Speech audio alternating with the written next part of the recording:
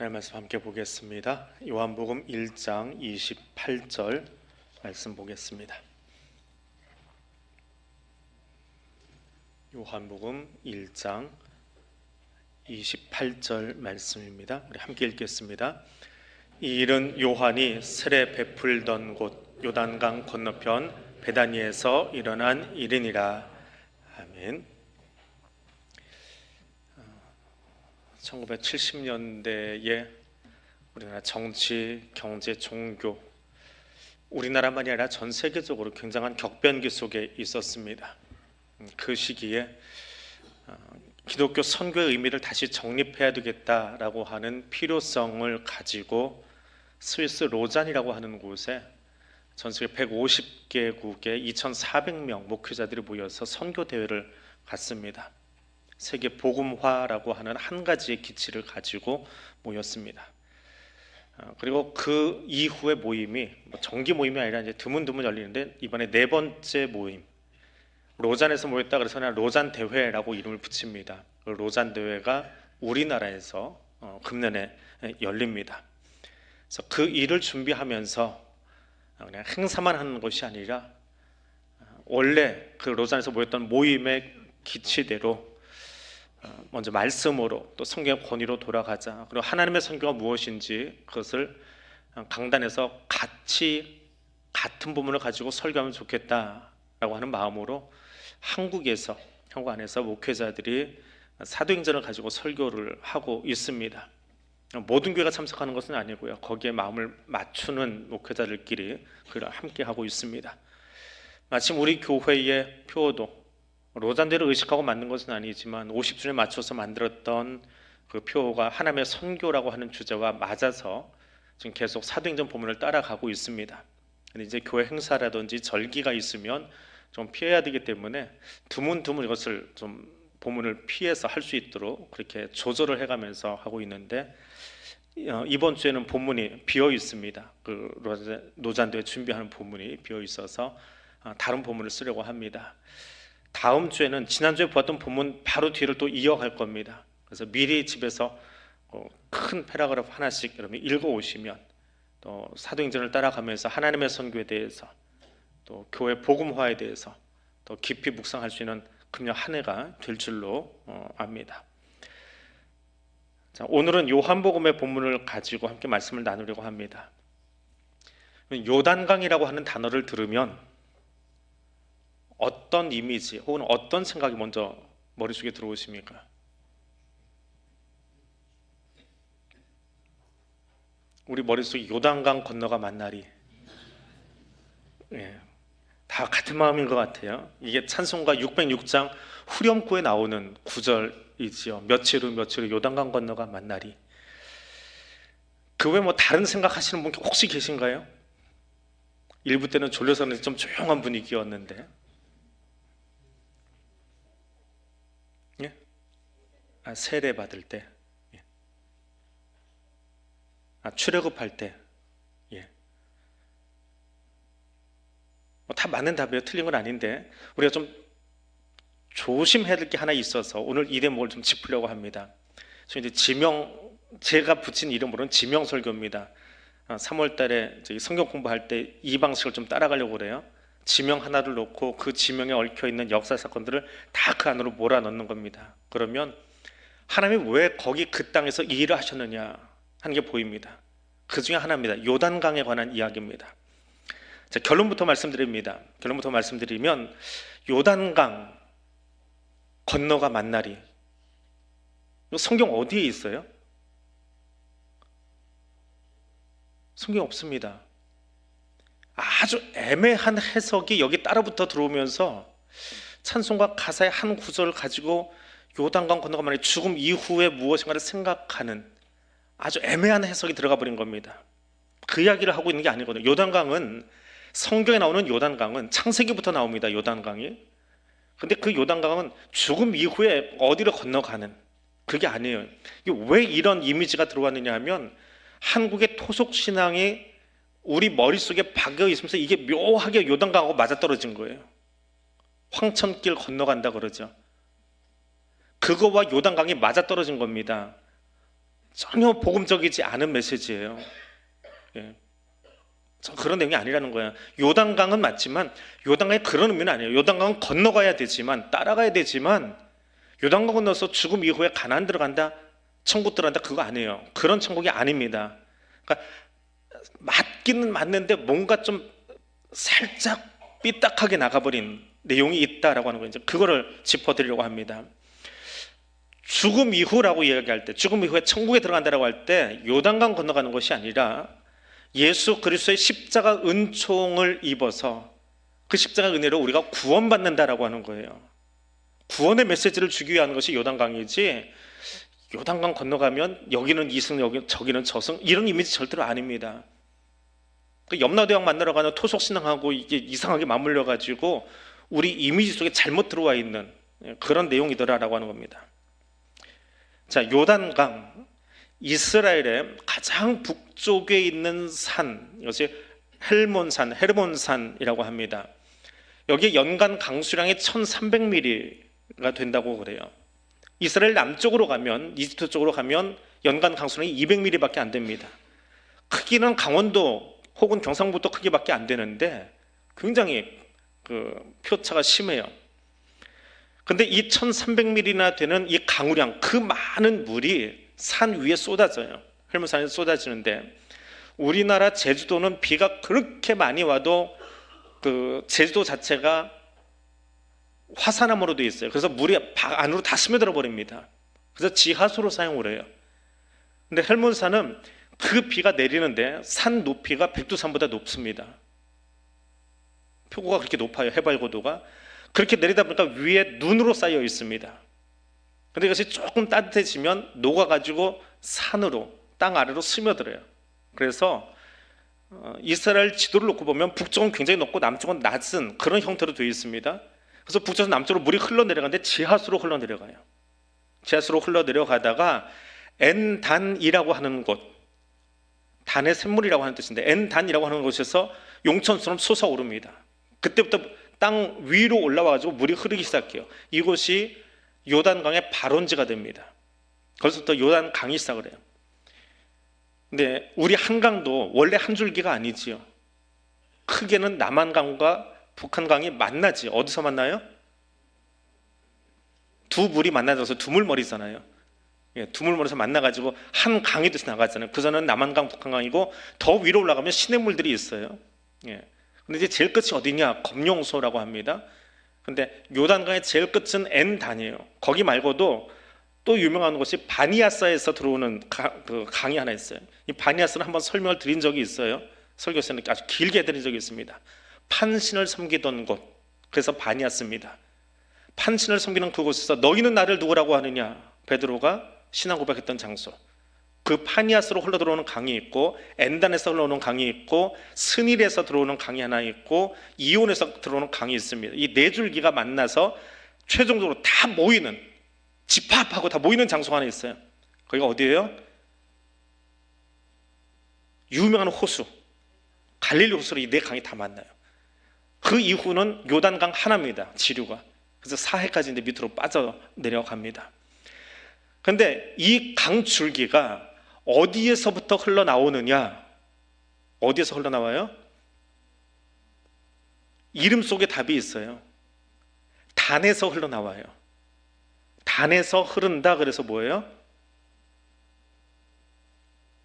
요단이라니까요. 단에서 흐른다. 그게 요단이에요. 거기에 우리말로 바꿔야 되니까 강을 더 붙여놓은 건데 그냥 요단이에요. 요단. 단으로부터, 단 지파로부터 흘러나온 강이라고 하는 뜻입니다. 요단. 근데 우리는 요단 하면 지명이 되어 보니까 거기다 강자를 하나 더 붙인 거예요. 그런데 자, 이 요단강에 대한 시편에 아주 아름다운 노래가 하나 있습니다. 찬양이 있는데 시편 133편 3절입니다. 헐문산에 이슬이 시온의 산들에 내림 같도다. 거기서 여호와께서 복을 명령하셨나니 곧 영생이로다. 자, 헐문산에 내린 그 비가 눈이 돼서 쌓여 있다가 그것들이 아침 이슬처럼 천천히 이스라엘 온 국토를 적시고 내려갑니다. 그 모습을 보니까 그게 뭐예요? 하나님이 우리에게 복을 주셨는데 어떤 복? 풀이 자라는 복이 아니라 영생이라는 거예요. 그러니까 요단강에서 시편 기자가 얻어온 영감, 묵상하면서 얻은 영감이 뭐냐? 하나님이 주시는 복, 영생이라는 거예요. 생명이라는 거예요. 구원이라는 거예요. 하나님이 요단강을 통해서 우리에게 들려주기 위한 메시지는 강 건너가 천국에서 만나리, 그게 아니라 뭐라고요? 구원이고 영생이라는 거예요. 그 구원과 영생에 관한 이야기를 하려고 이 요단강 근처에서 하나님의 수많은 사건들을 일으키십니다. 이 요단강의 첫 등장은 창세기에 나와요. 거기서부터 이미 요단강이 등장을 해요. 계속해서 나옵니다. 근데 요한계시록 가면 이제 요단강이 아니라 생명수강으로 바뀌어요. 우리가 설교 뒤에 부를 찬송은 그 요한계시록을 근거로 해서 만들어진 찬송이고요. 자, 그러면 이 요단강에 얽혀있는 구원에 관한 여러 이야기들 가운데 중요한 것 몇 가지를 오늘 뽑아드리겠습니다. 첫 번째는 여호수아서에 나오는 요단강이에요. 여호수아서에 나오는 요단강. 방금 앞에서 우리 이집사님이 했던 그 이야기, 출애굽에 관련된 요단강의 이야기예요. 여호와의 언약궤를 맨 제사장들이 요단 가운데 마른 땅에 굳게 서 있고 언약궤를 메고 서 있는 거예요. 그 백성들은 요단을 건너기를 마칠 때까지 모든 이스라엘은 강이 갈라진 상태에서 마른 땅으로 건너갔더라. 이게 여호수아 3장에 나오는 출애굽의 마지막 장면, 그리고 여호수아 시작의 장면입니다. 자, 하나님은 이 여호수아 3장에 의하면 요단강을 건너기 3일 전부터 주의사항을 전달합니다. 한번 광고하면 잘 안 듣잖아요. 또 엉뚱하게 듣는 사람들도 있고, 그래서 이 주의사항 전달이 3일 전부터 나와요. 3일 전부터. 어떤 주의사항이요? 여호와 언약궤보다 앞서가지 마라. 언약궤보다 앞서가지 말아라. 근데 아무리 이야기해도 광고 안 듣는 사람이 있는 것처럼 이스라엘이 한두 명 듣는 게 아니잖아요. 어떻게 해요? 3일 동안 이야기해요. 그리고 언약궤와 이스라엘 백성의 거리를 한참 벌려놓습니다. 한참 벌려놔요. 그리고 하루 전, 도강하기 하루 전에 여호수아 3장 5절에서 다시 말씀하십니다. 너희는 자신을 성결케 하라. 강 건너가는데 오리발 준비해라 하지 않습니다. 뭐 하라고요? 성결케 하라. 여호와께서 내일 너희 가운데에서 기이한 일들을 행하리라. 여기는 출애굽 2세대가 지금 서 있습니다. 어릴 적에 아버지 손잡고 걸어가본 기억이 남아있을지는 모르겠지만 출애굽 2세대에게는 처음 겪는 일이 지금 벌어질 거예요. 근데 그 일을 위해서 수영복 준비해라, 오리발 준비해라가 아니고 뭐 하라고요? 성결케 하라고요. 내 몸과 내 마음을 성결케 하라. 요단강을 건너는데 물 건널 준비해라, 수영할 준비를 하지 않았습니다. 믿음으로 나가라 하는 거예요. 근데 믿음으로 그냥 밀고 나가는 게 아니에요. 무대뽀로 밀고 나가는 것이 아니라 어떤 마음으로요? 성결한 마음으로. 너희가 예전에 어릴 때 아버지 손잡고 건너갔던, 혹은 태어나지 않았던 사람도 있겠지요. 그 출애굽 1세대는 이스라엘 역사 속에서 믿음의 유학이었어요. 그래서 그들에게 다른 것을 요청하지 않습니다. 모세가 기도했고 모세가 지팡이를 내미니까 홍해가 갈라져서 건너갔어요. 근데 요단강을 건너갈 때는 광야 학교를 지나왔잖아요. 광야에서 훈련 받았잖아요. 38년 동안 훈련받은 세대가 지금 요단강을 건널 준비를 하고 있는 거예요. 그 사람들에게 무엇을 요청한다고요? 그 38년 전의 모습보다는 지금 이스라엘 민족이 좀 더 믿음의 진보한 모습을 보여라. 그러기 위해서 어떻게 해요? 내 장막을 떠나서 성결하게 하고 철저하게 하나님의 방법에 순종하면서 건너가라. 너희의 방법으로 헤엄칠 준비하고 어떻게 하면 모두 앉아들까? 그것이 아니라 내가 다 해줄 테니까 믿고 순종하고 나가라. 근데 그 앞에는 제사장이 나갑니다. 자, 이 요단강이 평상시에는 물이 발목 정도만 온답니다. 조금 깊으면 무릎 정도 온대요. 그런데 우기가 되면 물이 강을 범람을 해요. 그래서 수영을 해야만 건너갈 수 있을 정도로 물이 넘쳐난답니다. 한국 사람들이 이스라엘 성지순례를 가는 것은 대부분 우기에 갑니다. 그래야 좀 푸르름도 있고 볼 것도 많고 과일도 많거든요. 그래서 부활절 어간으로 혹은 가을에 이 비 푸를 때 갑니다. 건기에 가면 볼 게 없어요. 바짝 말라가지고 모래밖에 없습니다. 그래서 그때는 그 성지순례를 잘 안 간다고 그래요. 여행 기분도 안 나고 그래서 안 간다고 그래요. 그러니까 이제 신학자들이나 목사들이나 그 광야를 보기 위해서 가지 볼거리가 없대요. 근데 출애굽할 때 요단강을 건너던 때는 이 우기였습니다. 물이 범람하던 시기예요. 그 물이 범람하던 시기에 어떤 마음으로 건너갈까요? 그게 단지 이 강 건너 죽어서 천국 가겠습니다, 그런 도강일까요? 아니에요. 믿음의 여정입니다. 광야를 지나면서 38년 동안 끊임없이 반복된 죄를 지었거든요. 지난 한 주간 우리가 알고 지은지 모르고 지은지 하는 것처럼 그 반복된 죄를 짓고 있던 모든 것들을 다 내려놓고 너를 순결하게 하고 믿음으로 건너가라는 거예요. 믿음으로 건너가라는 거예요. 이것이 출애굽 2세대의 모습입니다. 특별히 제사장들은 어때요? 어깨 위에다가 무거운 언약궤까지 짊어지고 건너가야 돼요. 익사하려고 작정한 거지요. 그들의 발이 잠기고 나서야 물이 채워졌습니다. 물이 갈라지고 나서 제사장들이 들어간 거 아니에요. 모세 때는 물을 갈라놓고 들어갔어요. 근데 여호수아 때는요, 제사장들이 그 궤 어깨에다 올려놓고 끝까지 물이 안 갈라지면 이 무게 때문에 우리는 익사해야 돼요. 하나님 믿고 들어가야 돼요. 믿음으로 걸어가는 길이에요. 이것이 믿음의 진일보 한때의 모습입니다. 발이 잠겼더니 그제서야 물이 갈라졌다라고 이야기합니다. 세상이 보면 요단강 건너는 이 모습은 무모하기 짝이 없는 행동입니다. 그러나 믿음의 눈으로 보면 내 생각, 내 자아, 내 고집, 그거 다 내려놓고 오직 말씀 따라서 나아가는 거예요. 그 믿음의 자세로 요단강에 들어섰더니 하나님이 그것을 보시고 어떻게 하셨어요? 요단강을 갈라주셨어요. 믿음으로 순종했더니 그때 하나님이 요단강을 갈라주셨어요. 먼저 갈라진 것이 아니라 우리의 믿음의 순종이 있었고 그 모습을 보고 하나님이 요단강을 가르면서 가나안으로 들어갈 수 있도록 해주셨어요. 그 요단강이 죽어서 천국 가는 그런 강과 어떻게 이미지가 같아질 수 있습니까? 전혀 다른 이미지지요. 가나안 들어가는 것은 맞지만 천국 가기 위한 여정은 맞지만 내용이 다르다는 거예요. 조금 옆으로 빗나가 버리면서 엉뚱한 생각을 우리에게 넣어준 거예요. 그 구원의 여정을 가고 있는 것입니다. 그런데 이 여호수아 때보다 더 드라마틱한 장면이 신약에 등장합니다. 마태복음 3장입니다.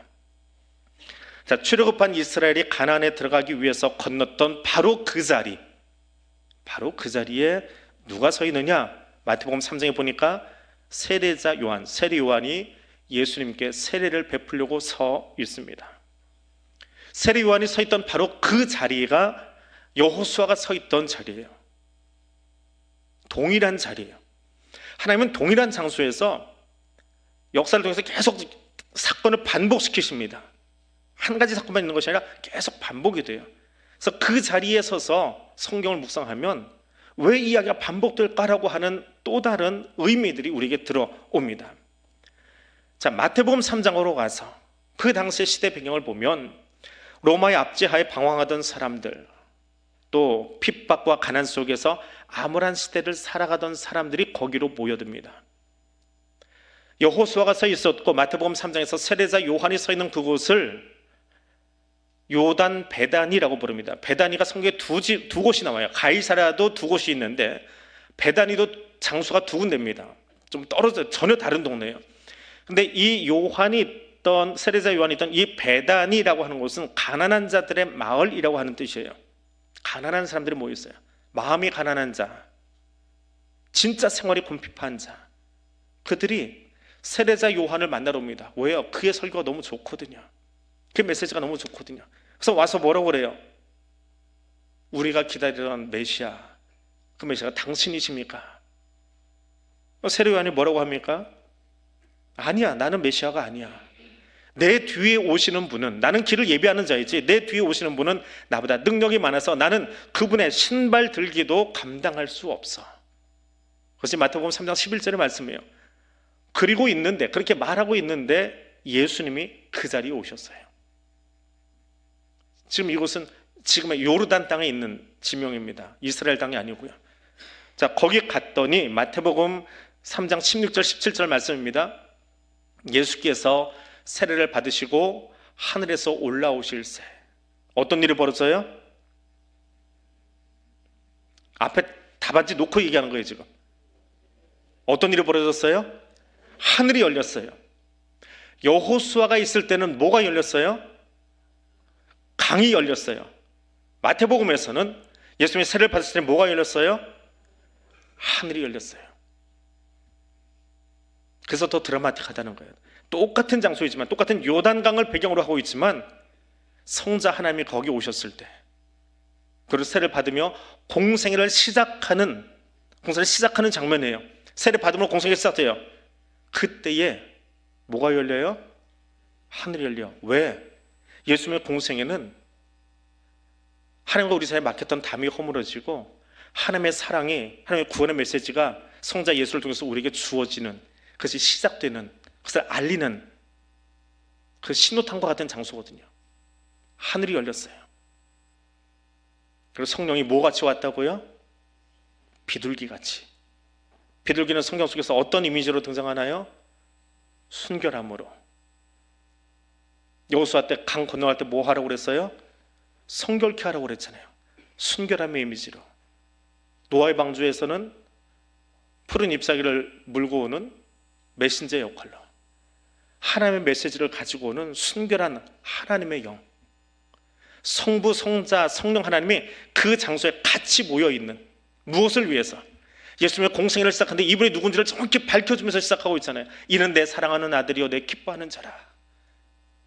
이 아들 예수를 통해서 내가 이 땅에 십자가 구속의 은총을 펼치겠다라고 하는 그 선언과 같은, 그 나팔을 부는 것과 같은 그런 장소로 이곳을 사용하고 있는 겁니다.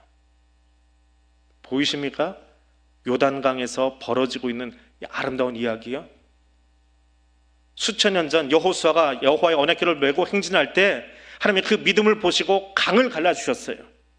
그 수천 년 뒤에 오늘 이곳에서는 세례요한이 예수님에게 세례를 베풀 때 하나님이 강이 아니라 하늘을 열어주시고 구원을 향한 그 메시지를 선포하기 위해서 이 아들 예수가 누구인지를 거기 모여있는 사람들에게 들려주고 계시지요. 그 음성이 들리는 곳, 그곳이 요단강이에요. 요단강은 우리가 이 다음에 죽어서 요단강 건너가 만날이 맞기는 맞아요. 틀린 말은 아닌데 그게 메인이 아니라는 거예요. 지금 뭐가 메인이에요? 하나님의 구원이 쉬지 않고, 우리의 죄악에도 불구하고 쉬지 않고 우리에게 선포되고 있다. 같은 장소에서 조금씩 이미지를 달리하지만 동일한 하나님의 구원의 메시지가 그 장소에서 주어지고 있더라라고 하는 겁니다. 그래서 요단강은 하나님의 구원 역사를 계속해서 보여주기 위해서 준비된 장소라고 하는 거예요. 여호수아 때는 강이 갈라졌지만 예수 세례 때는 하늘이 열리는 놀라운 구원의 역사가 펼쳐진 바로 그 장소, 하나님이 그 장소로 요단강을 쓰신 거예요. 자, 요단강을 기억할 때 한 가지만 더 짚고 넘어갑니다. 사도 요한은, 방금 마태복음 본문을 들고 우리가 이야기를 했잖아요. 말씀을 묵상했지요. 사도 요한은 예수님이 세례받은 장소가 요단 베단이다 라고 지명을 밝혀요. 요한복음 1장에서 요단 베다니. 그래서 지금 요르단에 가면 베단이라고 하는 그 마을이 있어요. 근데 그 마을에 가면 세례 요한과 관계된 유적지도 있고요. 예수님이 세례받던 그 장소도 있고요. 그리고 여호수아가 강을 건넜다라고 하는 것을 알려주는 표지판도 있고요. 또 하나가 있어요. 보통 요르단에 가면 우리가 제일 많이 가는 성지가 어디냐 하면 갈멜산을 갑니다. 이 칼 들고 바알과 아세라 선지자와 싸웠던 거. 근데 거기 말고 여기는 잘 안 가요. 세례토로 가요. 근데 여기 엘리사의 유적지가 있어요. 엘리야와 엘리사의 이야기가 여기 동일한 장소에 남아 있습니다. 어떤 이야기냐? 엘리야가 자신의 사역을 마치고 불세례를 타고 하늘로 올라갈 때 뭘 하나 떨어뜨려요. 뭘 떨어뜨렸어요? 네, 겉옷을 떨어뜨려요. 그때 남아있던 수제자, 거기까지 따라갔던, 원래 이스라엘 땅에서 출발해서 강을 건너가지고 여기까지 왔잖아요. 지금 엘리야의 승천 언덕이라고 하는 언덕이 있습니다. 거기 최근에 교회를 세웠다는 이야기를 들었어요. 교황이 거기를 다녀간 바람에 그때 기념교회를 최근에 세웠어요. 옛날부터 있던 교회는 아니고. 그 장소에 옷을 떨어뜨렸는데 엘리사가 그 스승의 옷을 집어들어요. 자기가 있던 옷을 벗어버리고 그 겉옷으로 취합니다. 왜요? 마음이 그게 있어요. 내 스승보다 영감을 7배나 더해 주십시오 하는 그 간절한 마음 때문에 스승의 옷을 취한 거예요. 그리고 어떻게 합니까? 그걸 요단강을 치지요. 왜요? 스승이 했는데 나도 이거 해보고 싶은 거예요.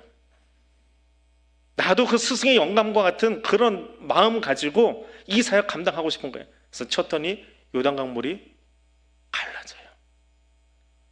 넘어갈 때는 엘리야가 치고 넘어갔어요. 그래서 강물이 갈라졌어요. 다시 되돌아올 때 이번에 엘리사가 치고 강물을 가르고 넘어옵니다. 여러분 보세요.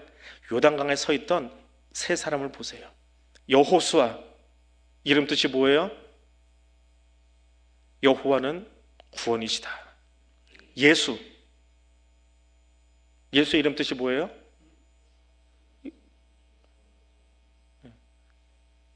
줄여서 얘기하면 여호와는 구원이시다. 똑같은 의미예요. 여호수아의 줄임말이 예수예요.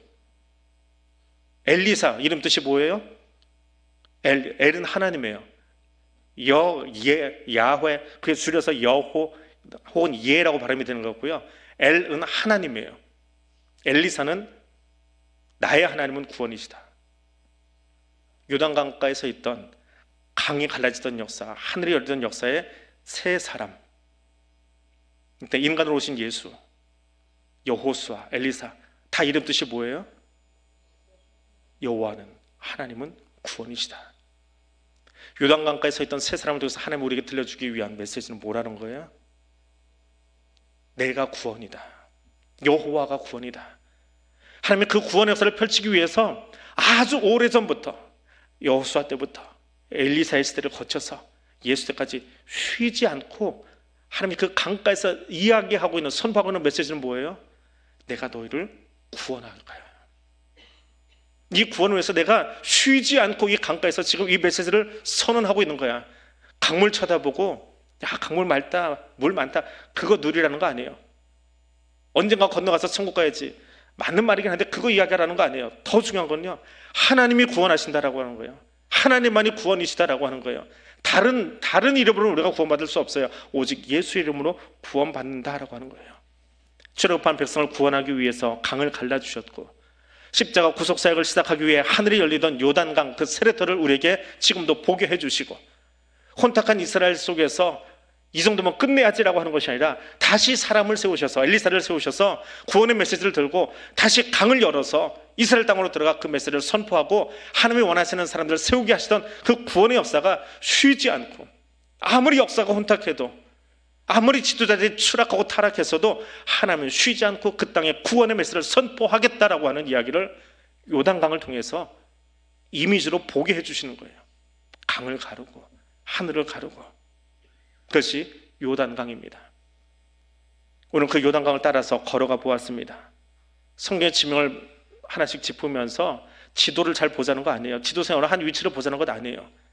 하나님의 그 지명 하나를 놓고 왜 그 수없이 많은 이야기들을 쉬지 않고 하고 계시는가, 그 하나님 마음을 볼 수 있어야 합니다. 그리고 그 마음이 역사의 흔적 어느 한 동네 한 곳에 몰려 있다라고 하는 것, 그것을 보기 위해서 우리는 요단강, 그것을 묵상하는 거예요. 같은 장소에 얽혀있는 성경의 역사, 그것은 예수님 때 끝난 것이 아니라 지금도 우리에게 계속 주어지는 메시지입니다. 그래서 오늘 말씀의 제목이 요단강 따라 걸어가는 삶입니다. 지나간 역사만이 아니라 오늘 우리를 향해서 끊임없이 그 구원의 역사를 펼치고 계시는 하나님, 세상 끝날까지 나와 함께서 성령님이 나와 동행하시면서 그 구원의 길을 걸어갈 수 있도록, 영적인 요단강을 함께 걸어갈 수 있도록 도와주시고 계시는 그 구속사를 바라볼 수 있기를 원합니다. 그리고 그 사랑을 가슴에 가득 안고 아직도 하나님 사랑의 메시지가 무엇인지 알지 못한 채 살아가고 있는 땅의 사람들에게 십자가 구속의 은총을, 그 구원의 복음을, 하나님의 아름다움을 증거할 수 있는 저와 여러분 될 수 있기를 주님의 이름으로 부탁드립니다. 기도하겠습니다. 사랑의 하나님, 감사합니다. 요단강가에서 자신을 성결케 하며 언약궤를 따라 강을 건넌 출애굽 2세대를 보았습니다. 그들을 위해 강을 가르치던 하나님의 사랑을 들었습니다. 혼탁한 세상 가운데 구원의 메시지를 계속 전하시려고 선지자와 예언자를 세워 일하시던 하나님의 사랑을 들었습니다. 독생자 예수 그리스도를 이 땅에 보내주시고 성자 예수의 세례 받으시며 공생애를 시작하실 때 더 이상 강이 아니라 하늘을 여시고 우리에게 성부 하나님의 음성을 들려주시며 우리를 향한 하늘아버지의 사랑의 마음을 전해주심을 들었습니다. 그리고 지금 여기 우리와 함께 하시며 세상 끝날까지 구속사역을 이끄시는 성령 하나님, 그 은혜를 입게 해주시니 감사합니다. 이 사랑을 가슴에 담고 일어서는 복음의 증인이 되겠습니다. 예수님 이름으로 기도드립니다. 아멘.